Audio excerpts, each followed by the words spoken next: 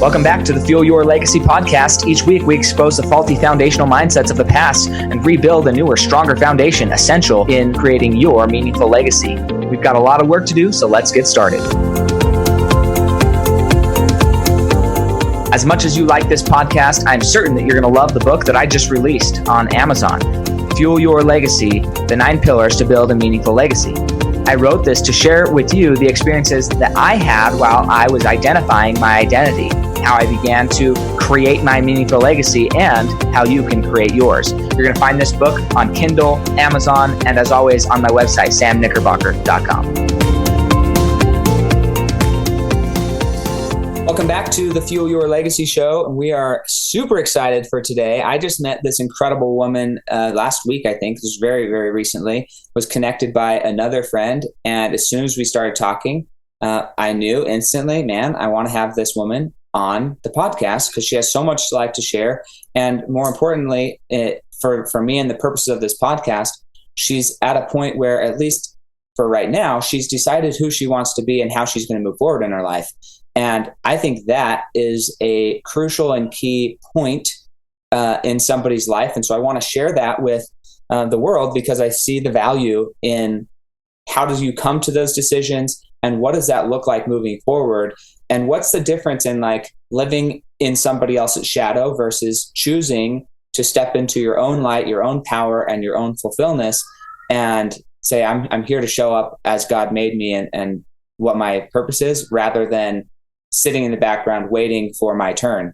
It's Tasha's turn. I'm excited. So her name is Tasha Skousen. She's an incredible entrepreneur. She's had a lot of life experience, has some wonderful children. She's a great mom. And I'm just excited for you guys to hear her story and about why she does what she does and how she does it. So Tasha, go ahead and introduce yourself. Start as early as you can and give us the details of where you are, how you got to where you are, and why you're so passionate about helping people moving forward. Awesome. Thank you so much, Sam, for having me on. I'm grateful to be here. Grateful to share my story. I think my biggest life's mission is going to be, when you've dealt with something and you've been through something hard, you're supposed to help someone else through it. And so I'm grateful to be able to share that with you today. My name is Tasha Skousen. I am a serial entrepreneur. I am a mother and a child of God. And I have been through a lot in this life that has led me to be the person I am today, all of which I'm grateful for. I moved around a lot as a kid. I went to 13 different schools as a child. My mother had a philosophy that if something happened or there was a problem, that the solution was to move away from it, but it did always seem to follow. She was a single mom. My father was not in the picture with us at all. Definitely watched my mom work very hard to try and provide as best as she could. But unfortunately, addictions and things eventually got her, and she had to serve some time for decisions that she made, decisions that affected the rest of the family, and for their privacy, I won't share what happened.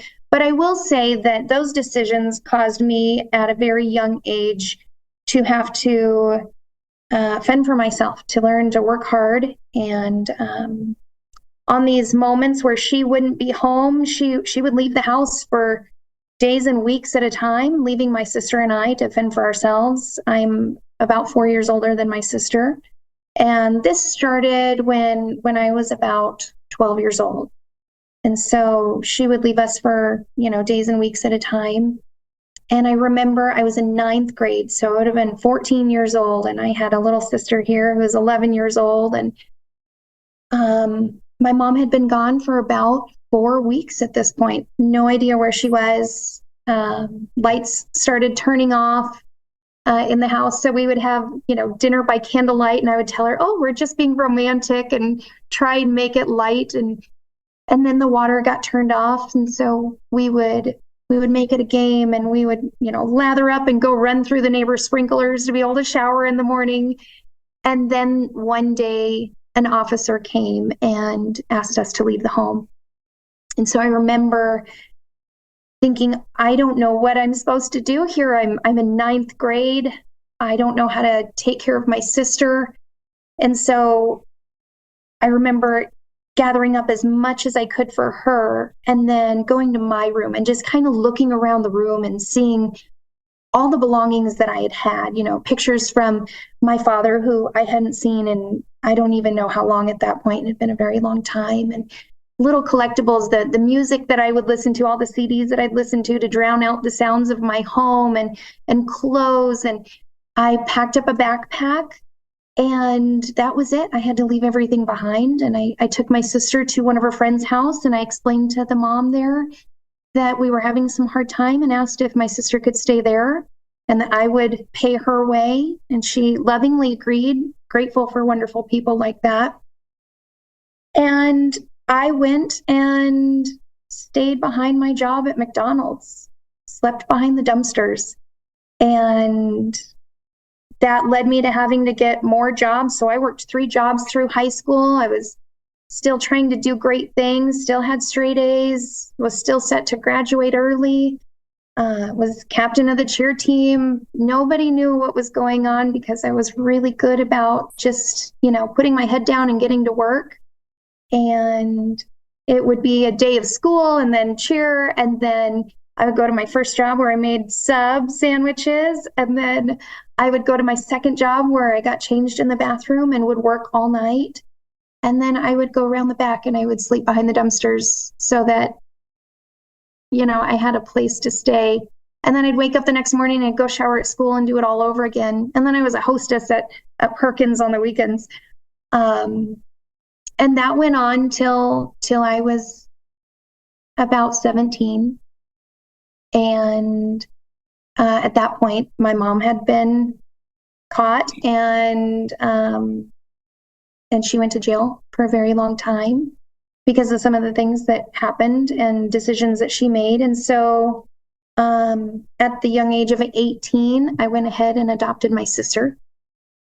And she had some issues that required a lot of attention. And so that caused me to drop out of school to focus on her.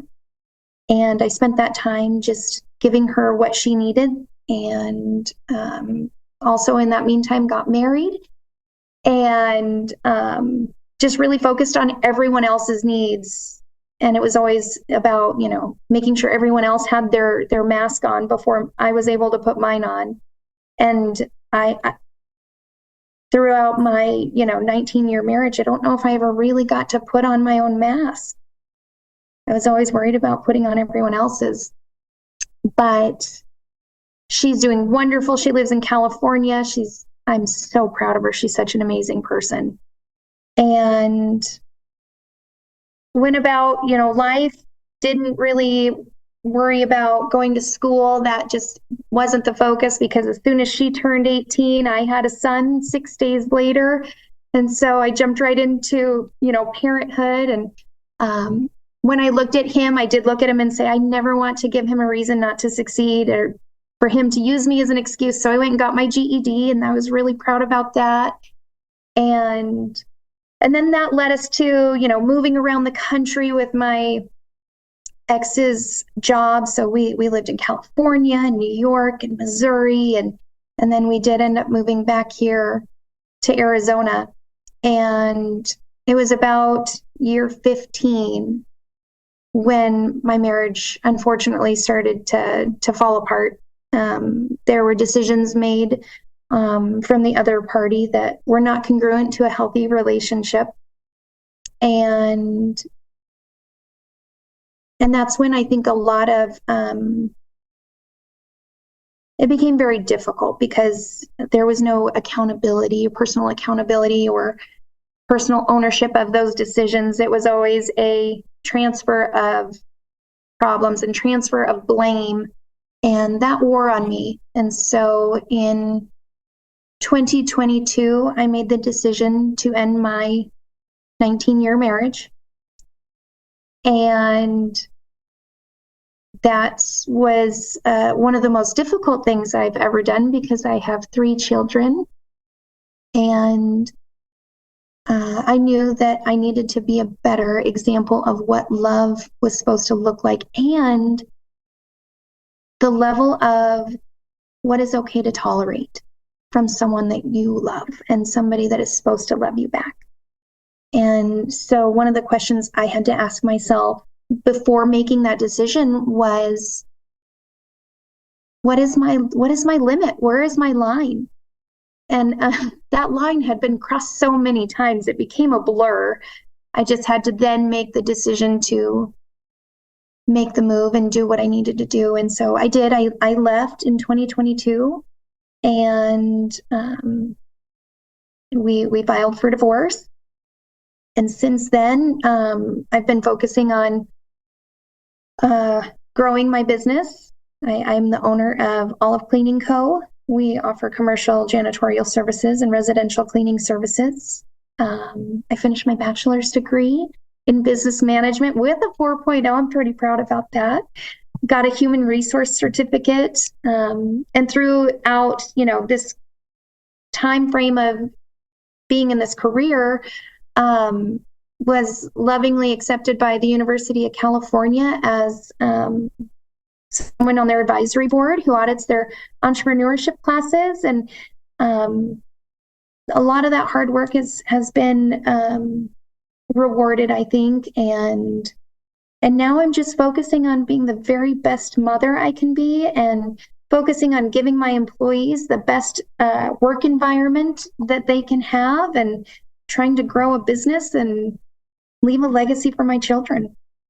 Awesome. I love it. Thank you so much. I'm going to dig into this, and you can, at any point in time, you're like, I don't want to share that. That's fine. But I'm going to dig in because I want to know, not necessarily, we don't have to speak for anybody else, but what I've found in life is it's sometimes very easy to discuss factual things about what happened. And when we're talking about what happened, it allows us to be emotionally removed from it. And we can talk about what happened all the time. When we talk about how we feel about what happened, then that's more difficult because it exposes things that, maybe we don't want to talk about. So I'm going to leave it as far as how much you share is up to you, but I'm going to ask questions anyways, because that's what I think is important. So when we talk about, let's go back to kind of your mom's philosophy. And because in my mind, the way that we are raised shapes who we are. And the statistical evidence is that really by the age of 8 years old, you've pretty much decided most of your identities, who you're going to be, what you're going to do. There's a scene that I often quote in Bug's Life, where in the very beginning of Bug's life, a leaf falls on the ground and all the ants are freaking out. Like, where do we go? Where's the line? And they have an older, wiser ant that rather than directing them to walk over the line or walk over the leaf or pick that leaf up and move it out of their life, they choose to go around the leaf. And these leaves that fall in our lives, these are deep traumatical experiences that disrupt the the electronic frequency of our DNA. Right. And your brain's job is meant to protect you. So rather than dealing with the pain, scrubbing the wound and cleaning it and removing it, your brain's job is to teach you to walk around it. And so by 8 years old, most of our life is spent avoiding our most painful moments prior to 8 years old. We've stopped trying to heal. We've started just avoiding and trying to avoid any pain. And oftentimes, as most people figure out eventually, avoiding pain leads to more pain. And it's the longer way around, right? So to that end, I want to ask some of these questions. So 13 different schools. You say your mom's philosophy was to remove you from a bad situation, just run from a bad situation. Yep. The problem with that is that you are wherever you go. So there's no way around you being where you are. Right. And so talk a little bit about was that ever verbally communicated to you that this is the solution? Was it just an example that was learned? What was that interaction like with your mom? I know this is all very young, prior to 14 or maybe 12 years old. What were those conversations like? Yeah. So there were many times where it was communicated that we needed to get away from someone. And so we would sometimes leave in the middle of the night Like And moving houses, yep, moving houses. If we didn't have a house to live in, sometimes we'd go sleep in our car. Sometimes we'd go sleep in a hotel room. Um, yeah, it was often communicated that we were needing to get away from someone, or it was something that we needed to leave. And then sometimes it was just out of the complete blue. We were just picked up and moved. And did you feel like going through that? What was your internal dialogue, if you remember? Were you concerned? Did you? I know that as an older child, sometimes you put on a I'm going to use a mask because we're going to bring that back up later. You put on a mask for your younger sister so that it seems fun, seems normal. Right. But in my experience, internally, that's a conscious choice. I can't trust my mom to be a leader because she's crazy. So I'm going to put on this. I'm going to now create another lens for my younger sister to view what's going on through. And those are stages of awareness. But for you, what was that internal dialogue? Like, how many questions were you asking? Were you just trusting? What was the internal dialogue there? I learned from a very young age that even if I voiced my opinion or my concern, that it was not going to be heard. And so I remember being very sad having to leave. I just made friends, and I know all the cool spots to go hang out, in the neighborhood. And I remember many times just being very sad, but knowing that it was my role. And even though it shouldn't have been, it was my role in that family to support her, to keep her glued together, and to make sure my sister didn't fall apart. So I was kind of the middle. I was the glue. I was the grown-up in that situation. Right. Always. And so it's so fascinating that there's these two competing identities that you just spoke about. One, that if you speak, you won't be heard. Right. Which is a lesson that I'm going to ask you about in a second here. But also at the same time, your role is the glue. Your role is the voice of reason, both to your mom. And so it's this competing thing. If you speak, you won't be heard, but also you are the one that is the reasonable voice in the room, and you are heard, and you are able to calm down or keep saying. So talk about that dichotomy a little bit. Yep. Why did you feel like you couldn't be heard if you actually were the only one who was the voice of reason? There was a saying in our house that when you were done being heard, it was because I'm mom. And that was the shutdown and all. We're done with this conversation. And so when you did voice your opinion, it was because I said so and because I'm mom. And then there was the, do you understand? And you had to repeat, I understand. Okay. And so she definitely made sure she exemplified who was in power, but then put a lot on me to keep her together. And I'm going to do this, and I'm going to make this decision, but I'm going to need you to be here emotionally to support me. Okay. And when I didn't, it affected my sister. And so. Affected her how? She felt uneasy, unsafe. She needed a constant. And so the only constant that could be there was me and my love for her. So how do you, I think our childhoods are, although mine probably wasn't as unstable as yours, there's elements that were the same, right? I'm the 7th of 11 kids, grew up, thankfully, my mom and dad are still together. They love each other. All of us love each other, that I'm aware of anyways. Like there's no discord from that perspective. But there was definitely uncertainty. There was definitely a lot of that same thing where like, hey, yes, ma'am, and do it. Don't even ask why. Don't question it. And or there was physical punishment. And I don't know if your mom physically punished you, but for us, that's how we got. At some point in time, it was better to have physical punishment than the go sit in the office with dad conversation, because like that never ends, and it's just like the massive form of gaslighting. Like you have to sit here until you come up with why you're wrong. And it's like what? Anyways, so those are two different worlds, but I think we can relate on that. My question is, you now have children. Yes. And I now have children, and I find myself really employing a lot of those same tactics with my own children.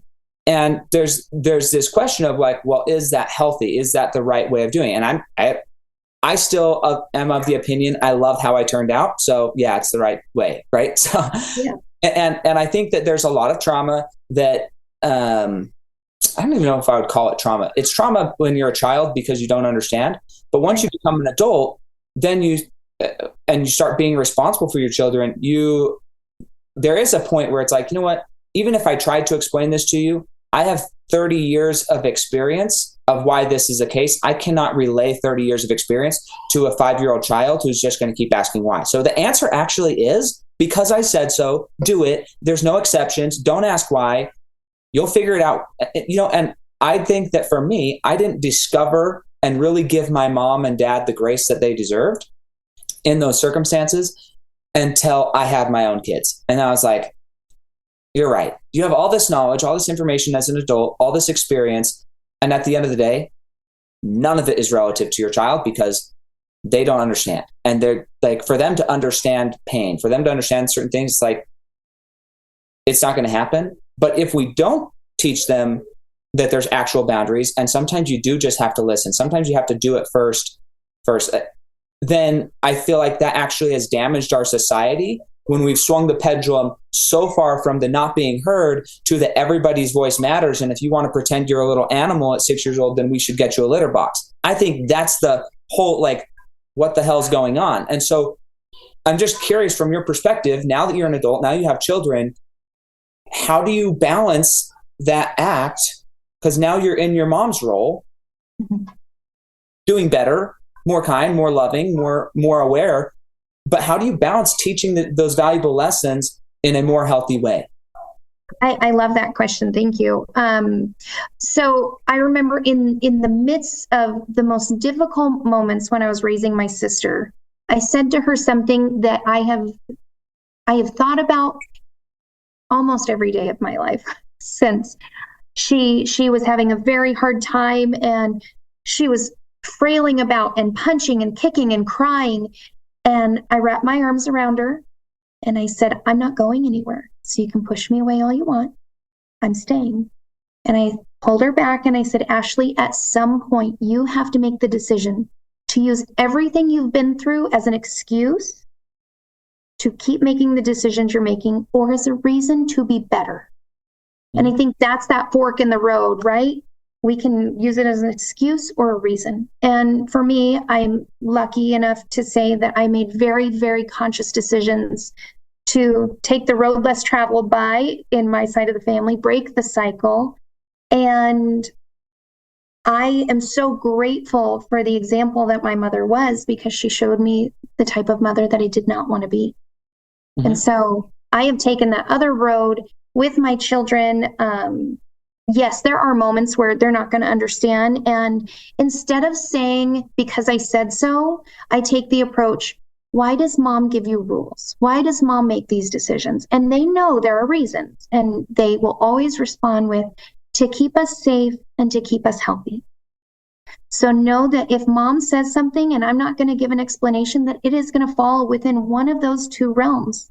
It is to keep you safe or to keep you healthy. And, with that, why can't I have cookies for dinner? Mm-hmm. Well, mom said no. And why do I say no? To keep us safe or to keep us healthy. So they know. And I feel like I take a philosophy as well with life that you'll catch more bees with honey. And I think the same goes with children. I was yelled at and cursed at and beaten and put down and almost into submission, right? For fear. I don't do that with my kids, because I think that they are these beautiful creatures that God blessed me with, and I want to do my very best with them. And so I talk to them kindly and I use nice words with them. And don't get me wrong, I have yelled, but it is not my go-to. You've never yelled, Tasha. Your programming from your 8 never peaks out. It's definitely not my go-to. And so And I don't know if I would have been this type of mom had I not had that example. And so I can look at her and say I'm so grateful because now my kids are going to have a great mom. Right. Yeah, it's fascinating. I don't know where I land on the scale of it. I'm personally, I still spank my kids, but like for me, it's like this gradation of, okay, where's the line? Yeah. I got spanked with a lot of objects or hit with like a lot of things that were not great, that were I think, harmful. And so like my line is I'm going to use my hand, right? Because my hand, I know how hard it hurts my hand, and it doesn't feel good to either of us, you getting spanked. Nobody wants to do this, but also, is my hand less damaging than a car if you don't learn the rules of the road? Right. And you don't understand boundaries, and you don't understand that you may not always understand why somebody wants you to do something. Right. But you don't get to ask why. Why will get you in not good situations sometimes. Right. Not always, right? Sometimes why is a really good question. So anyways, I'm just curious because we both came from very similar outcomes. When I was about 14 years old is when I finally emancipated myself. You had a different scenario as far as how that happened for you. Yeah. But both ironically came from our parents leaving for a month or so. I think it was we were just talking about, I think it was 3.5 weeks. My parents and my oldest brother went to France for a month and left all of us kids home to fend for ourselves with a pile of money. Like, it was very planned out. Again, not even remotely the same situation you had. We knew where they were. They called us. Like, it was not like an abandonment type of scenario. Right. However, we were raised to be very independent children. And then there was still a desire to have a lot of control as the mom. Right. For her own sanity, I'm sure. I'm not, again, now as a parent, I'm like, I get it. There's no shade anywhere. But at the time I didn't get it. And I was like, look, either you can control everything I do, or you can give me control of everything I do and I'll get the things done I need to, but I'm not doing the halvesies anymore. So that wasn't working for me. And I think that was one of the best things that ever happened for my mom and I's relationship, when there was a recognition that she didn't need to be the overseer of my life anymore. And that, like, release of that responsibility actually improved our relationship. But it came from being accountable, being somebody who said, okay, I'm going to do this. I'm going to do what I say. I do what I say. I'm going to work for my own income, things there. So I'm curious, when your mom leaves for a month, yep, you have no idea where she is. This isn't the first time. I mean, multiple times when I was growing up, again, not that my mom would leave sometimes, just like get in the car and drive away for a week or 2 weeks. It seemed like it may have only been 2 or 3 days, but it seemed like a week or 2 days. And there were times where my mom would lock the house and we'd come home and there was just a sign on the door that's like, hey, go find somewhere to stay because you're not staying here. And we would have to go to our friend's house and say, hey, can we camp out here for a week? You know, like, well, isn't your house just over there? Yeah, but we can't go home right now. Why? Just, we can't. Can we just, because the one thing that we all learned was how to lie really well, how to pretend that what's going on is not happening. So let's go forward really quick and I might go backward. But you mentioned that you've spent your whole life kind of putting on other people's masks first. And I want to challenge that because I don't think it's true. I think it's a lie to say that. And you're like, no, Sam, I did. I spent my whole life. Okay.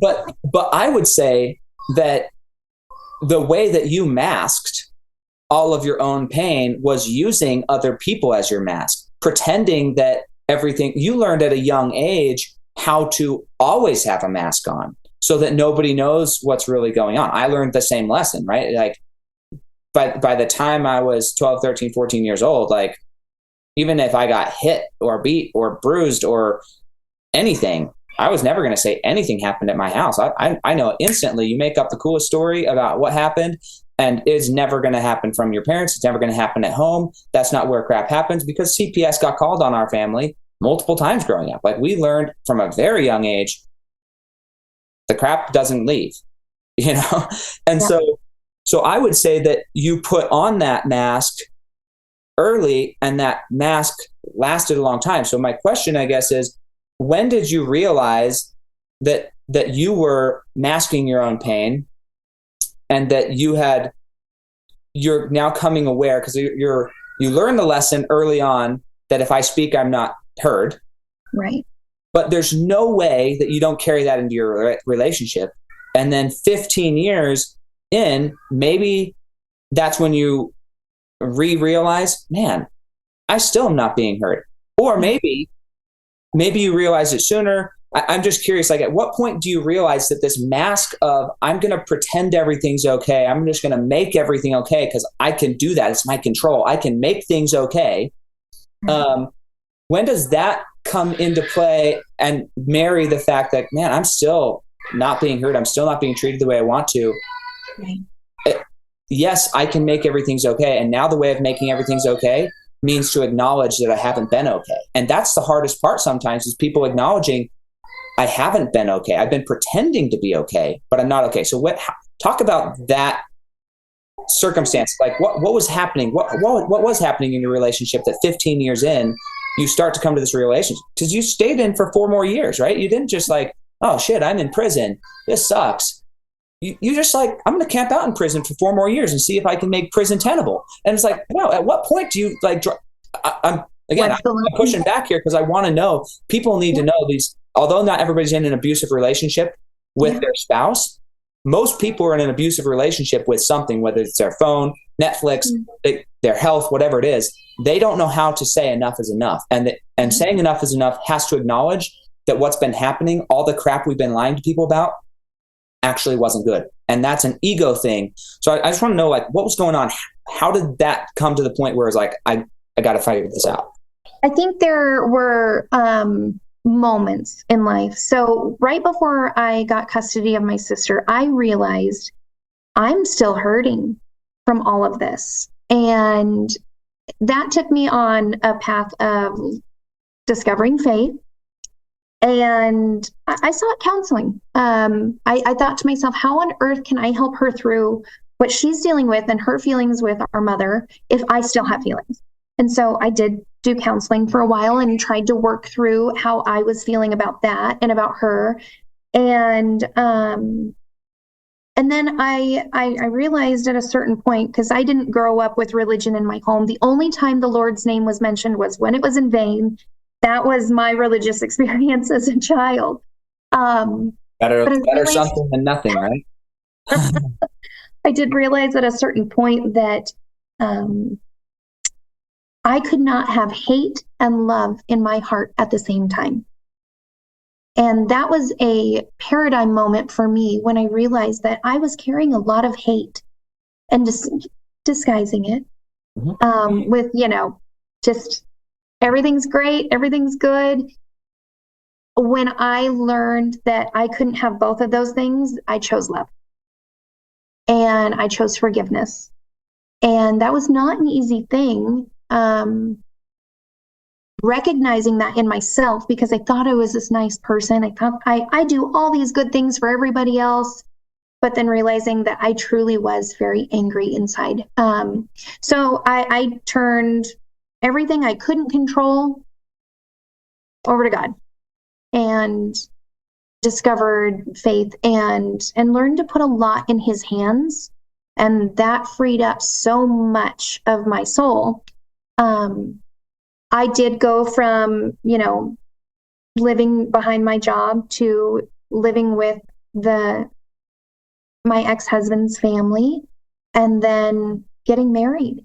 And so I think I formed a trauma bond with him a little bit. And how he treated me is not all his fault. And that's taken me a long time to discover too. I taught him what was okay and how to treat me. So I recognized that by him never trying to put me first or acknowledge my needs was because I was so used to just taking care of everybody else and not worrying about myself. I did teach a behavior there. And so part of that is my fault. That took me a lot of counseling to come to too. Proud of you. I mean, that's hard. Those are the hard things to admit. Because people, I don't love fault. I don't know that that's a word that I like to use ever. But I would say it was your creation. you had a part in creating that. Yeah.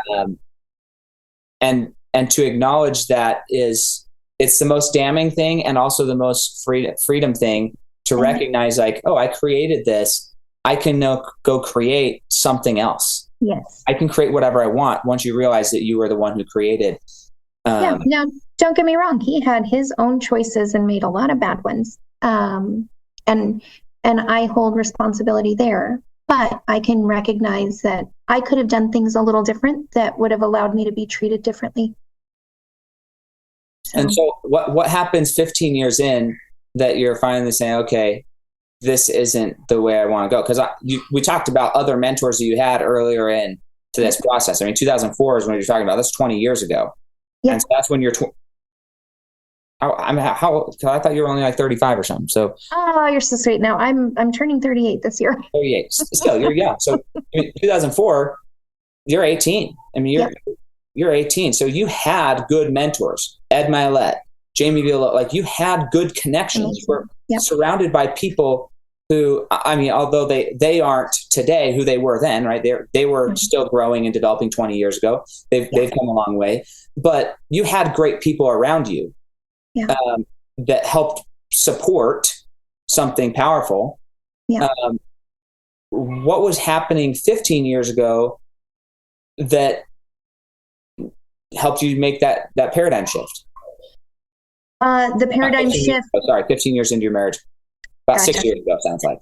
So actually, it was 2022. So we'd been married 18 years, I suppose, 18 and a half years.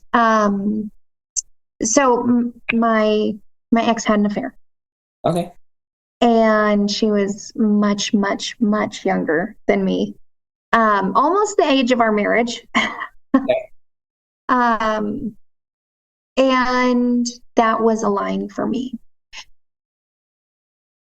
So it was the day before my son turned 2 that I found this out. And that day, I asked him to go to a very sacred place, and we spoke about it, and he confessed everything to me. And again, I put on the needs of someone else so that I didn't have to feel what I was feeling, and said, it's our son's birthday tomorrow. I'm going to go pick him out a birthday present. If you'd like, you can come. And I had to just focus on someone else to get through what I was dealing with. And so we picked out a gift for our son. He came to the birthday party the next day, and I told him I was going to leave him. This is in 2022 though, right? This is in 2019. 2019? Okay. 2019. And he laughed at me, and he said, you've been a stay-at-home mom for 12 years. How are you ever going to leave me? And he was right. I went on multiple interviews. I got the jobs, but they're offering me $17 an hour. That is not enough money. In California, which is nothing. We were living here in Arizona, actually. Yep. And that was not enough money to support my family. He was right. And so I said to myself, I'm going to spend this time to this time. So I gave myself a time frame. I said, I'm going to give myself until my son turns 5. And I'm going to give him as much forgiveness that I can and give him an opportunity to fix this. Because, you make a commitment to someone, you want to uphold that and do your best to keep a family together. And I said, but in that time frame, I will never feel stuck again. And so that's when I finished my degree, and that's when I started my business. And I scaled it to now where it's something where I get to bless other people in that situation, which brings me so much joy. And I'm able to take care of my kids by myself. Yeah, I think that's huge. That is, like, we talked about this story a little bit before the podcast, and it's why I want to do not why I want to do the podcast, but like one of the things, because my mission in life, fuel your legacy, like the whole thing is not about the legacy as much as the fuel. Like, what are you doing to fuel your legacy? What is the thing that needs to happen there? And fuel could be looked at as your why, like the reason you're doing it, but you had a driving reason. But also, like, most people, the reason they don't live the life they want to is because they don't either have the time or the resources, and or they don't know that they have the time or the resources. And so some people think, oh man, I'm already so busy. I'm a full-time mom. I can't do this. Well, look, Tasha decided her circumstances demanded that she find an extra 3 or 4 hours and better herself and create a circumstance where she could win. And every one of us has that same option. We all have that same choice of, are we going to be committed, or are we going to be interested? Are we going to be absolutely in, or are we going to say when it's convenient? Well, at some point it becomes more convenient to figure your life out so you have some independence than to remain in a situation you're not being treated and respected the way that you want to. And so that's one element of, why I wanted to have this conversation. And then the other element is my life purpose. I studied neuropsychology specifically to figure out how could I help people outside of anxiety, depression, domestic violence, addictions, divorce. How could I help people receive the fullness that they could? And a lot of that came down to financial literacy. Even though Tasha had worked with people who are now, and they were then still, but they were getting started then, but now they're financial giants. She knows these people who are very good at money, have very good successful careers, and yet due to choices that she made 20 years ago and the difference of those lives, just because you knew something, if you are not consistently applying it, then you get to the point where maybe the market, if you believe the marketplace is only going to offer you $17 an hour, then that's what you're worth. And it wasn't that Tasha was ever only worth $17 an hour, but if that's what she believed she was worth and the jobs that she could get, then that's where it was, until she said, I'm going to go to work and make this happen. So financial literacy is an absolute passion of mine, to help people exactly like in situations similar to yours, so that nobody has to remain in a situation they don't want to be in. Yeah. I'm going to just, again, you can answer these questions however you want, and I'm happy to share my experiences, not in any form of justification or anything other than to share a perspective from man's perspective. I'm not saying it's right. I recognized it was a wrong perspective immediately. Like, I'm not sitting here saying that it was all okay, but it is interesting. So I'm just curious, when he decided to make those choices and participate in behavior that was outside the bounds of what your agreed upon relationship was, what was the initial feeling of that? And also, I'm just, not that there's ever a justification, but I'm curious, like, what was his perspective of how that occurred or why that occurred? Well, and this is where my feelings on it, I felt betrayed.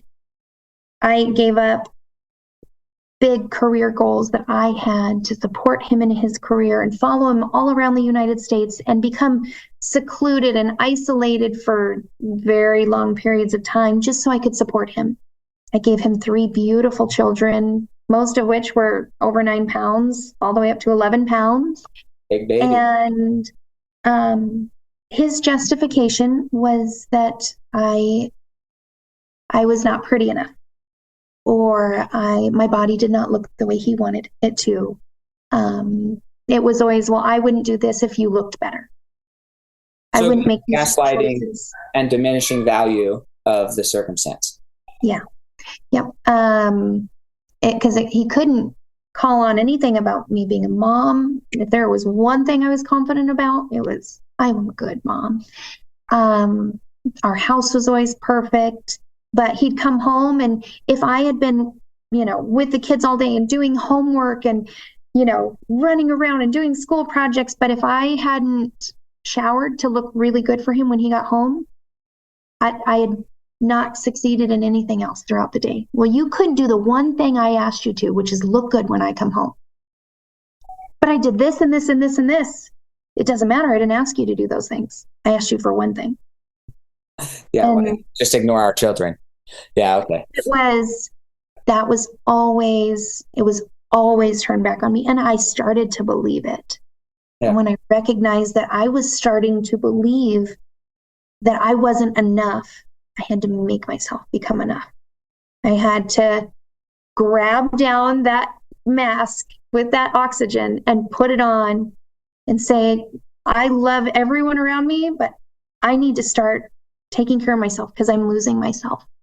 Yeah. And I appreciate you sharing that, because I believe that there's more people experiencing those types of comments, those types of experiences with their spouses on both sides of the spectrum, men and women. I mean, I think it happens on both sides, that those types of things come up and they're being treated that way. And again, the sad part for me is that eventually somebody believes it. Yeah. That eventually somebody really did. Gets gaslit enough that's what it is. And maybe it's not gaslit. Maybe the guy actually feels that way, in which case that's a good sign that you're just not a good fit, right? Like, I'm not, and that's where I think, like, I'm not a proponent of divorce, but I'm not against it either, if that's where it's at, right? I know when my wife and I were dating, it was our first date ever. She had asked, like, anyways, there's a lot on this date that happened, but after like 4 hours of talking about all of our frustrations about dating, very, very frank conversation, we were walking back to the car, and Charlie was getting brave at this point as far as what questions she was willing to ask me. And I don't have much of a filter. I'm getting better, but it's not great. And so she asked me, like, well, what type of guy are you? Like, are you a boobs or a butt guy? And I was like, because I now know what she looks like.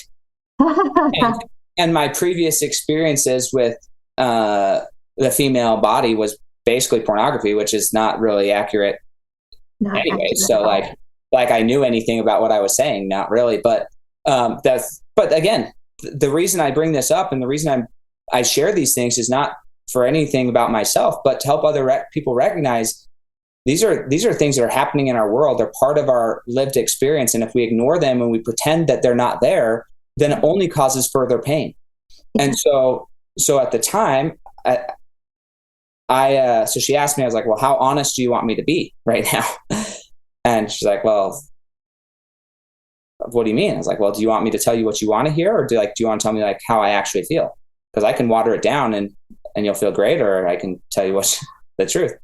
And, my wife is more busty and less butt. That's basically what my wife looks like, which is great for me now. But at the time I was like, yeah, I don't know, maybe like size B boob and a bubble butt. Like, that would be my preference based on what I've seen, which I have no experience with, but based on what I've seen. And then I said, clearly that's not you, right? We both know that that's not you. But physical appearance for me is only 30% of the equation of whether I want to get married to somebody, right? And I mean, you have to, like, that's a first date conversation, guys, like with my wife and I. So this is not like, who is this guy? He's not very kind. He just basically told you he's not like mega sexually attracted to you or whatever. Like, why would you want to go on another date with this person? Which is, fair. If that's how it ended, I'm glad it didn't end that way, but if that's how it ended, whatever. But I had learned that I was better off being honest. I was better off sharing my truth, and for the right person, it was going to work out. And that's been kind of like a hallmark of our relationship, because every woman, when you have children, bodies change. And so as her body's changed over the years, because she's somewhat stuck in what the world believes a beautiful woman is, then she'll be like, how can you really think I'm attractive? You must be lying to yourself. I'm like, no, like, that was not part of that wasn't the main factor for me. And when I was choosing a wife. And so I do think you're beautiful at every stage that you've been in. I do appreciate your body in every stage that you've been in. I think stretch marks are crazy cool. Like, anyways, like, I just, like, for me, I'm okay with all those stuff, but being able to have those conversations, I think, is crucial, to have honest conversations. And if it is something like your situation, I'm not justifying what he did at all, but I think it's important that if you're getting that type of feedback, I think that's a good indicator. Like, you're probably better off not together than to continue to have your soul destroyed. Yeah. That's my personal opinion. I think that if there was one piece of advice I could give to anyone who is dating or whatnot, it was don't ignore the red flags in the beginning because they will become the reasons why you will not be together later on. Yeah. Yeah. No, it's just a fascinating thing. So I appreciate you being so vulnerable and sharing those things, because it's not true. Like I shouldn't say it's not true.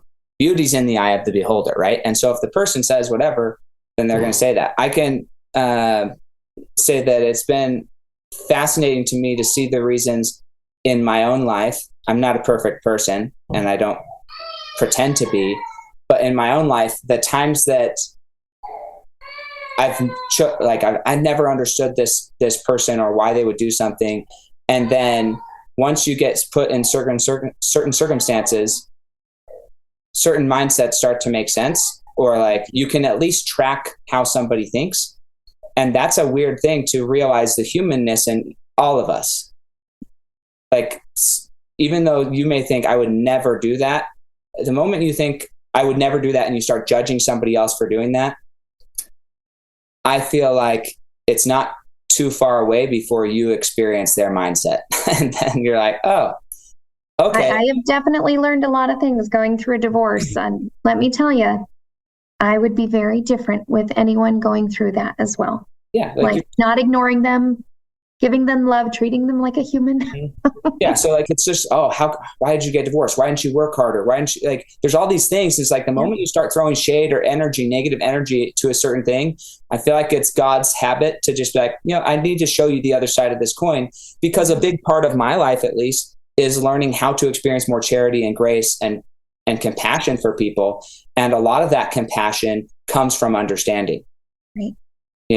And that's how Christ gained it, in my opinion. Christ came down, he experienced a lot of crap, so that he could know how to succor us, know how to be compassionate, know how to be graceful with the things that we experience. Yeah. I've definitely learned that, one, I am grateful not to have the job of judge. It is not my place, and that is a hard job that I am so glad I don't have to have. But learning and this journey thus far in life has taught me how to love someone, even when they hurt you. But it doesn't mean you have to accept what's happening to you. It's okay to establish boundaries for yourself. And it's okay if you have to move forward with the things that you say you're going to do when those boundaries are crossed. They're so important. Mm-hmm. Boundaries are important. Even Jesus had boundaries. So I thought for the longest time, especially when I started turning everything over, that to be Christ-like, it meant that I had to forgive everyone and I had to just accept it. And I just had to, give everyone and treat everyone well. And I learned very quickly that he spoke his mind when something was not right. And in fact, I wasn't being Christ-like. I had mistaken what that term meant and shorted myself on the ability to speak up for myself. There's a lot of people, again, I shouldn't, nobody knows this other than people who have heard me say it, but not everybody knows it. One of my dreams is to, speak in the Georgia Dome in front. Like, if I got to share my heart's message with the world, it would be about, for me, the elimination of forgiveness out of my life and the acceptance of grace and gratitude. Because I think that if more people looked at life through a lens of growth, then they would be more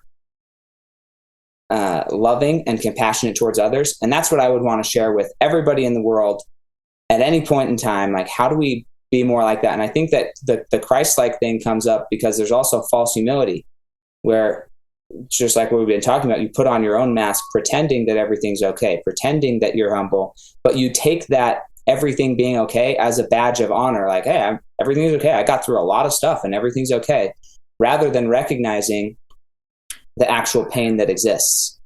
I think it is healthier for things to not be okay all the time. I think that's okay. Yeah. Well, we were playing games last night, or I don't know, a few nights ago. And my wife was talking about when she was a teller at the bank. And if your till is off, which it's off almost every other day or every day by a few cents or a few dollars or whatever, nothing gets counted perfectly. then that's okay. Banks have a slush fund for that. Christ has a slush fund for all of our misgivings, right? But if you're like statistically, if your till is on every time, too many days in a row, then that's when people start thinking you're stealing, because that's not normal. It's not normal to have perfect reports. It's not normal to have this perfect thing. It's actually more normal to have inconsistency. And so when there's absolute consistency, that's a red flag, right? When there is consistency, when there's not like, I agree. I don't know, what does this guy like me? Does this guy not like me? Like, I'd rather deal with somebody who is like, I don't know where, not complete bipolar, right? You don't want somebody who's like lying to you all the time. But if somebody is perfect all the time, that's when I would be like, I don't know. Everything's too perfect. Everything doesn't like, something doesn't add up. It doesn't, I don't know what's going on at home, but I've been in a home that everything was perfect on the outside and not on the inside. So like, I totally agree. so like, I'm like, when things get too good, that's when I'm like, nah, that's not life for me. Something needs to be better. So, man, I have more notes, but we're going to run out of time here. So the big question that you got out of, like, if you were to wrap up kind of your experience thus far, what would be 2 or 3 questions you think everybody would value asking themselves, that they may come to different answers, different conclusions, but the question is what helped you make the transformations you needed to? I think it's very important in business and in personal life. What is your end goal? Where do you want to end up? And then, business and life has taught us we have to work backwards from that, right?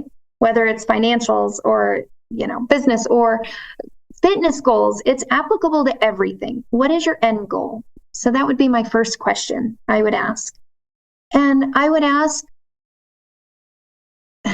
what do my weaknesses require of me?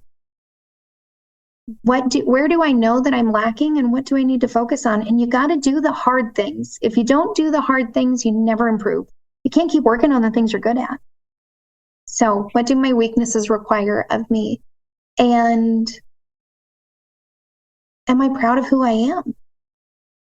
I think most importantly, would my kids be proud of who I am? So how old, I love that last one. How old's your oldest? 16 years old, all boys. 16. So that's a whole nother fascinating thing, man. I'm looking at the clock, like, do we dive in? I'm going to. Do you have a few more minutes? I want to know the answer. Okay, so when you're asking that question, like, are my kids going to be proud of who I am? Are they proud of who I am? Yeah. Something that's fascinating in divorce situations is, there's always 2 sides to every story. Then there's the truth about what happened in the middle. And then you have your kids' perceptions.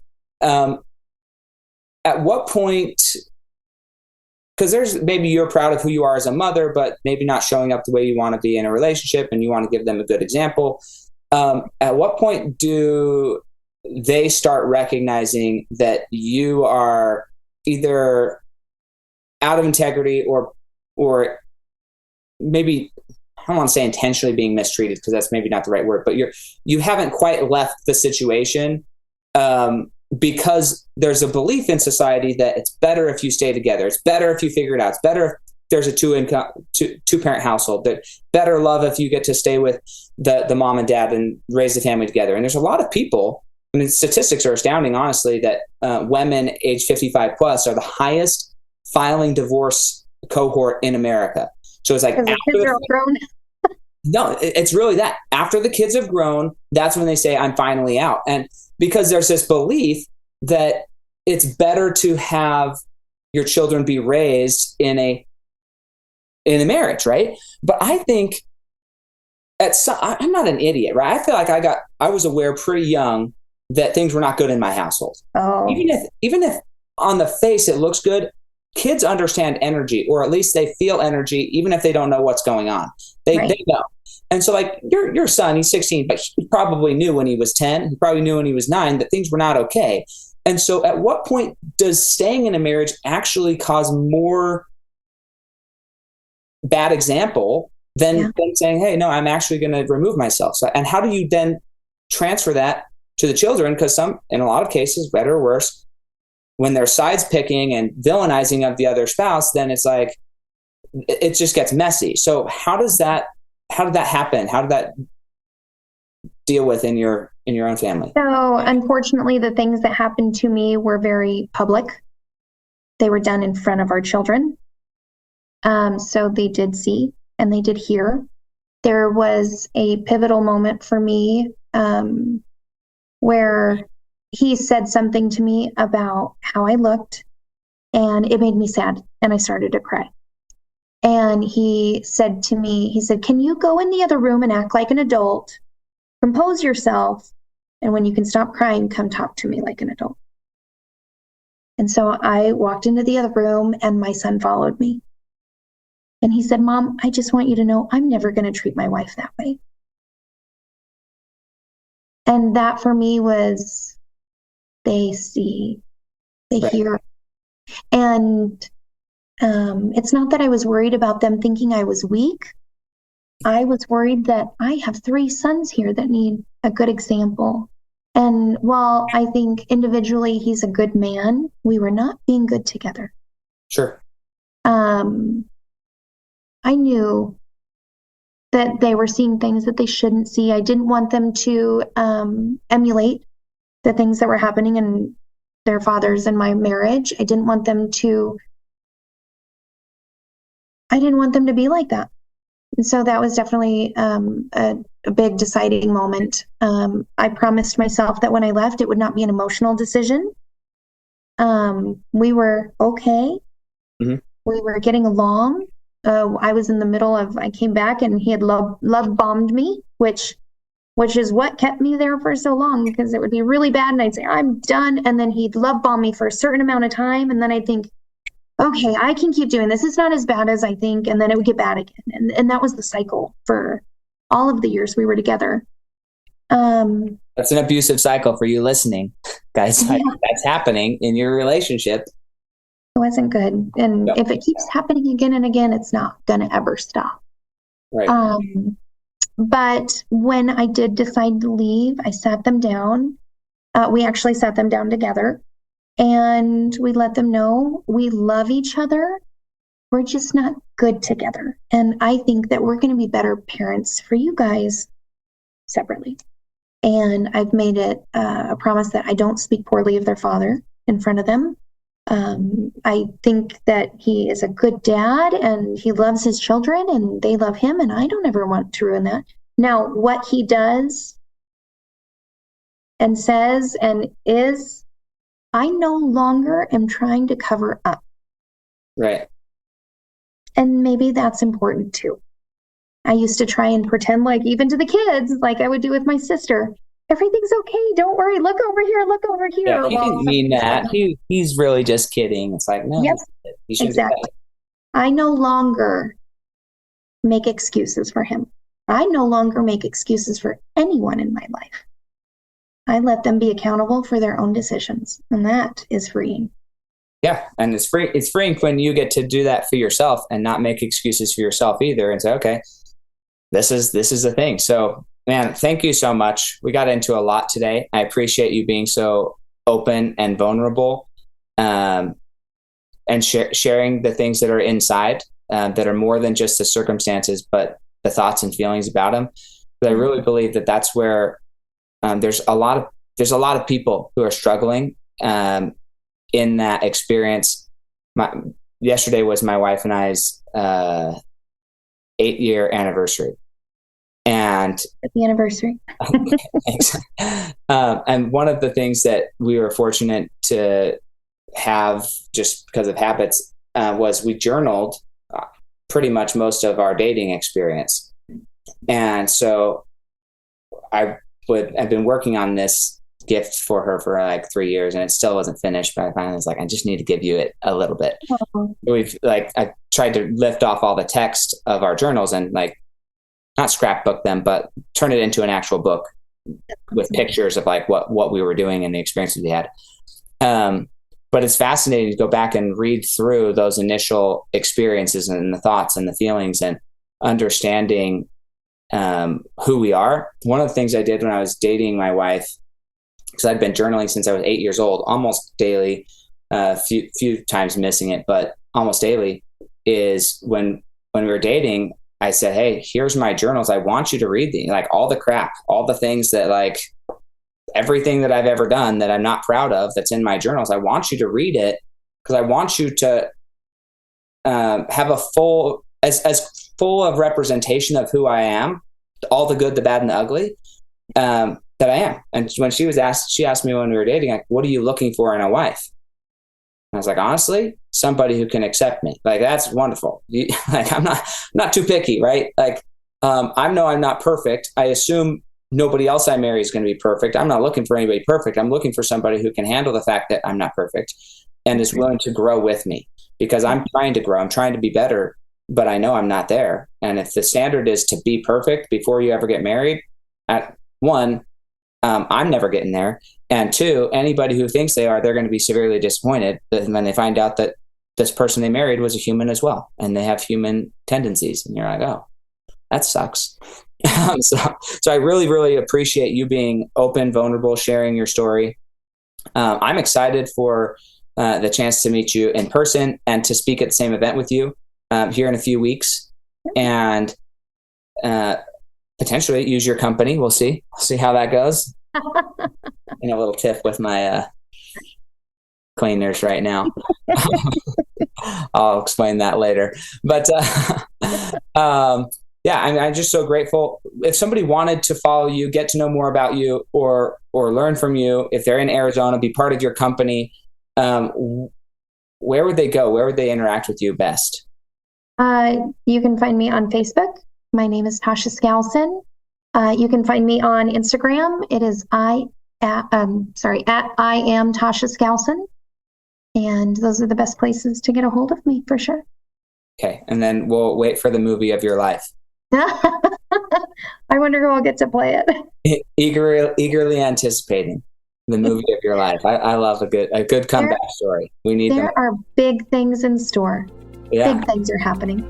That's so cool. I love it. Well, thank you so much again, and we'll catch you guys next time on the Fuel Your Legacy show.